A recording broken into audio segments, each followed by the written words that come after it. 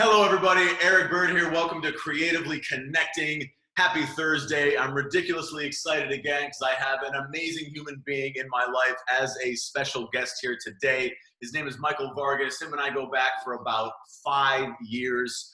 Just one of the most brilliant minds that I have in my tribe right now. The last couple of years especially, he has just absolutely exploded his business. And every single time that I talk to him, his mind is just on fire. He's very enlightened. He's very resourceful. And the last conversation that we had, I said, you know what? You got me fired up. You're coming on the show, brother. So welcome. And before we kick off into the main meat, just share with us real quickly how you're handling this season right now. Well, first off, I got to say that what you're doing here, Burd, is tremendous. One of the things that I really appreciate about you in particular is your ability to consistently try to figure out how I can do something for other people. So I don't know if people know this, but one of the first things I asked Burd was, what can we do to make sure this is impactful? This is really valuable for you. And he goes, brother, it's not about me. It's about making sure that this is the right stuff for the right people. And I just want to say, I appreciate the effort and time you're putting into this. So thank you for that. Absolutely. As for me, a lot of people have been seeing this time as a time to kind of relax and decompress. And I think that's a beautiful thing if that's what you need. But for me personally, I've been seeing it as a time to expand as much as I can, expand in my personal development, reading a whole bunch of books and trying to figure out not just understanding the material, but understanding how to apply it in everyday life.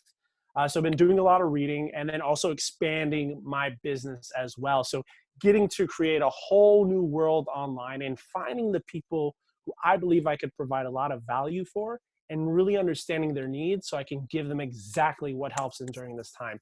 So it's just been such a blast of figuring all that out and again, getting to expand right now. Beautiful. Well said. And no surprise to hear that. So for everyone on the line, one thing that Michael has done with his business is he is basically leading leaders. So corporations will bring him in to host these very progressive and very authentic meetings of the minds and really is helping them transcend as a brand. And he has been making huge impact. So there's absolutely no surprise that he's been taking this time to grow and reflect.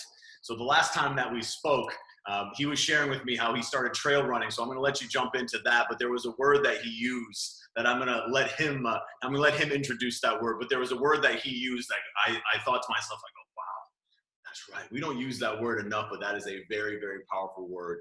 And I just wanted to give you the opportunity to discuss what you shared with me to all the listeners, brother.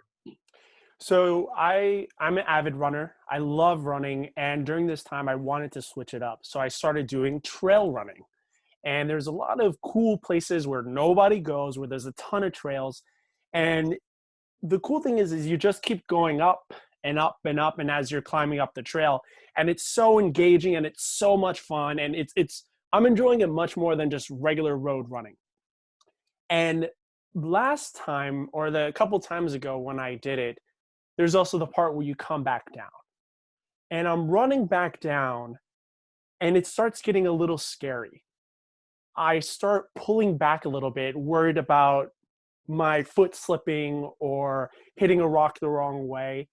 And I realized the more I slowed down and kind of thought about my placement, the more unstable I became. So I decided to just let it go and just run down the hill and allow my instinct to take over.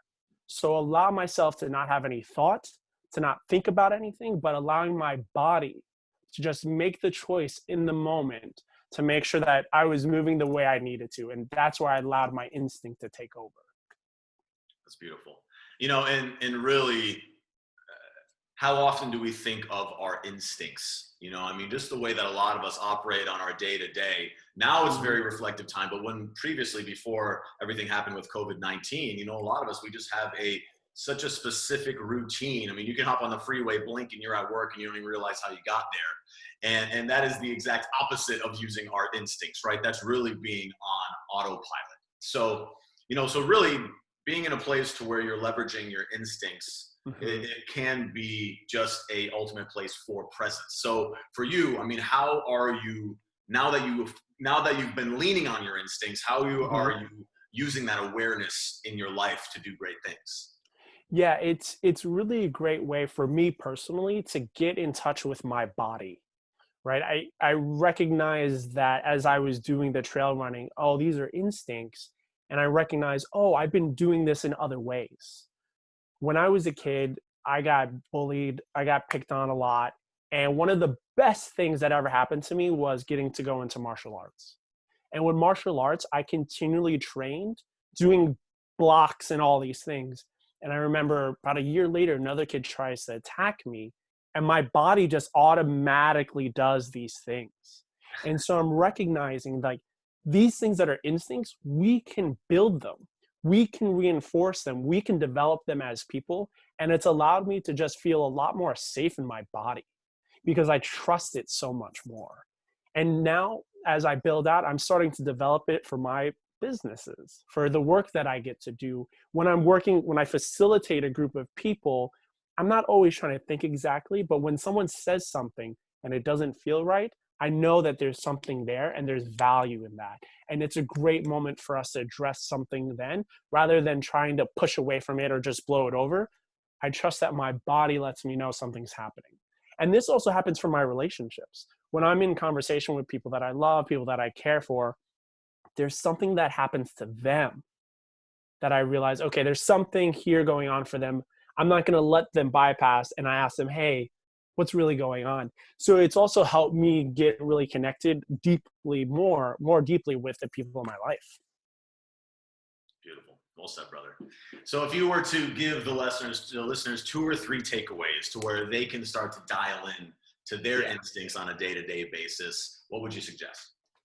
Yeah, first off, know that we can all build our instincts. It just takes a lot of practice and time and energy and effort, but it's a beautiful thing. I think one of the beautiful things about developing our instincts is that we get to trust ourselves more. There's so many times where we feel uncertain about things. We don't know what to do, we don't know which way to go, and we get trapped in our heads. And if we kind of get out of our heads and get into our body a little bit more, we'll be able to get a sense of where to go. And I want to give three different ways that I think anyone can take one of these and start developing your instincts. Basically, start developing presence with your body, with your emotions, the ability to actually know how to navigate without having too much thought.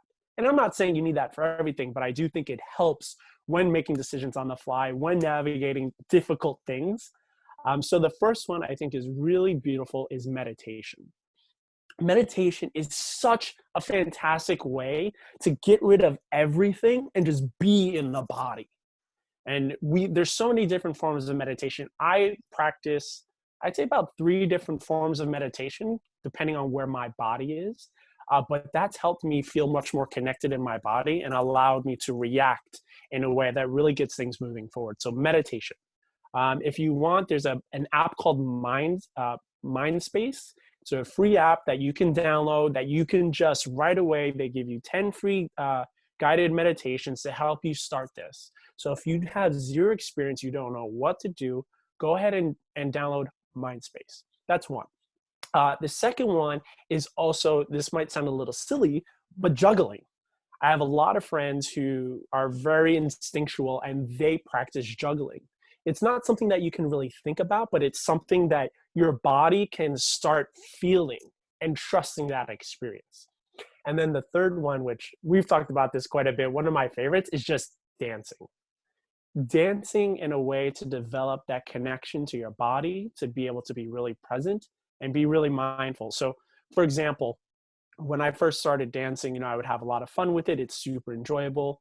And then I saw this woman who, when you're in the dance community a lot, you get to see some of the same people. And this woman, I think her name's Shelly, was just phenomenal dancer. And I saw her dance blindfolded once. And I thought, you know what? I'm doing that. So I actually put on a blindfold and I started dancing without being able to see anything. And that helped me get more in tune with my body. Then I got to the point where I was able to dance blindfolded, but also lead people because I could feel in the moment how they wanted to be led. I wasn't thinking about it, but because I was so connected to the moment, I was able to understand what their body really wanted. So I say another thing you can do is put on a blindfold and dance by yourself. Make sure you know where your surroundings are. You don't want to throw an elbow into a lamp, but totally like take the time, and you're in your house. You're by yourself. We got Spotify, we have Pandora, we got music. Put on a blindfold, because if you close your eyes, you might cheat. Put on a blindfold and allow yourself to just feel the music and go. And then if you are with someone that you love, how cool would it be for you two to start dancing together? And then when you feel comfortable, each of you put on a blindfold and see how you can lead the other person. So I think those are 3 ways that people can start developing their instincts right now. Awesome. You just made me think of the scene from Star Wars when Luke's blindfolded, learning exactly that exact scene. And I think those are fun takeaways. Dancing is fun, right? Juggling, that would be a new thing for me. And I think it's just one of those things that, and then also the meditating piece. A lot of these things will feel awkward for us at first. But I think that's key for us as humans, because that's building that mind-body connection. It's slowly building that bridge to where something goes from being awkward to comfortable to just being second nature for you. And I think that is just a great, great journey for people to go on right now, because in this season, we need to absolutely strengthen that mind-body connection. And I think leaning on and becoming more in tune with our instincts is just going to make us operate in a better space day after day after day. And the way that you teed it up is a very fun way to do it as well. So, hey, bud, thanks so much for joining us today. I always appreciate your wisdom, and the way that your brain works is absolutely inspiring. So everybody online, please, we'd love to hear your feedback. I'd love to hear your thoughts and any suggestions in the future, because Michael's definitely someone that we'll have back here in the future. So thank you so much, brother. Enjoy the rest of your day. Keep blazing those trails, and we'll be in touch. My pleasure, Burd. And again, thank you for everything. Bye, everybody.